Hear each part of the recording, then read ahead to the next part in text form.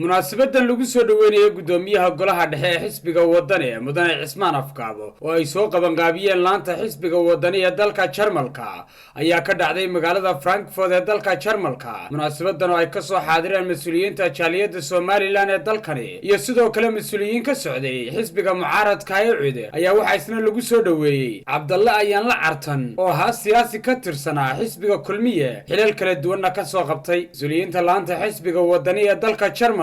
oo hogaaminaya Cabdisalaan Sheekh Maxamed iyo martidii kale ka socotay asxaabta kale iyo jaaliyadda Soomaaliland oo goobta ka hadlay ayaa tilmaamay sida ay ugu faraxsan yihiin soo dhaweynta gudoomiyaha golaha dhexe Cismaan Afkaab. Sidoo kalena waxay bogaadiyeen go'aanka uu qaatay Cabdalle ayaan la cartan oo ah shakhsi hore tacab badan u galiyay xisbiga kulmiye hadeerna u soo diga rogtay xisbiga wadani. Waxaan ku soo dhaweynayaa wadanka Germany gudoomiyahayga Cismaan Afkaab. gudoomiye waxaan ku leeyahay soo dhawow bulshada reer Soomaaliland waxaan kula dardaarmayaa meel kasta aad joogtaan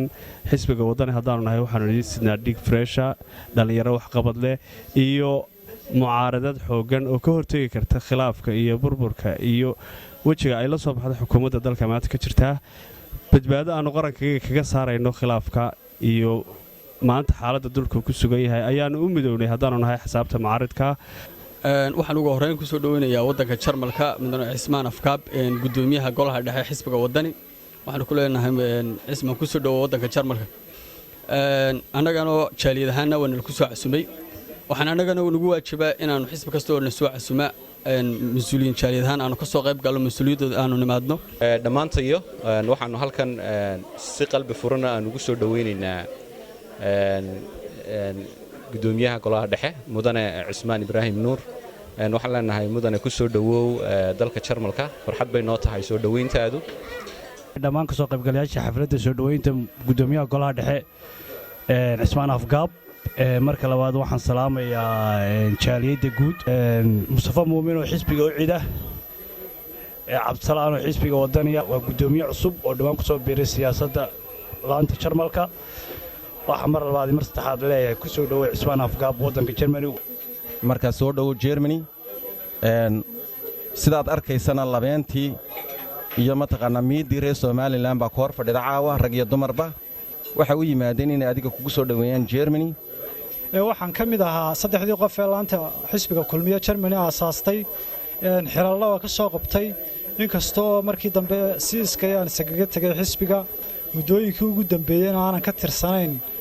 xisaabta oo aan ka ahaa adigu siyaasadda xisaabta daawada aan ka ahaa ugu dambeyn markii aan arkay siyaasadda xisbiga kulmiye 10kii sano u dambeysay dalka ka talinaysay dhammaan haldoorka Soomaalilandna ila qabo sidaan qabo inay noqotay siyaasadan dalka imika ka saaraynin xaaladdu ku jiro sidaan markaa anigu qabo aragtidayda waxay noqotay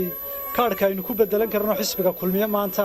dalkana xaaladan kala dabaalan kara inuu xisbiga wadani yahay. gabagabadii waxa goobta ka hadlay gudoomiyaha golaha dhexe ee xisbiga wadani Cismaan Afkaab oo ka mahadnaqay soo dhaweynta loo sameeyay soona dhaweeyay mas'uuliyiintan cusub ee ku soo biiray xisbiga wadani. soo dhaweynta xisbiga uu ku marti qaaday ee soo ajiibay iyo waxaan uga mahad celinayaa sida wanaagsan ay igu soo dhaweeyeen inaan caawa halkan la joogo waxa kale oo u mahadnaqayaa dhammaan taageerayaasha iyo mas'uuliyiinta xisbiyada mucaaradka oo ay hogaaminayaan labada gudoomiye waxa kale oo aan ku soo dhaweynayaa aad iyo aadna aan u soo dhaweynayaa Cabdalle Cartan oo muddo ka soo shaqeynayay siyaasi caan ka ah halkan xisbiga kulmiyana ku soo lafajabay raggii dad badan baa Mustafa Cabdalle dad badan baa fartooda eeday laakiin adiga Ilaahay waa ka badbaadiyay guud ahaan wadanku waa nabad qabay uu jira kala furfur oo gobolada bariga qaarkood intii uu madaxweyne Muuse joogay waxaad ogtiin inay gacanteena ka baxeen baad ogtiin oo ay siyaasad xumada kulmiye iyo hogaaminta Muuse ay keentay oo maanta Cerigaawa markaad 40 kilomitir aad bari uga dhaqaaqdo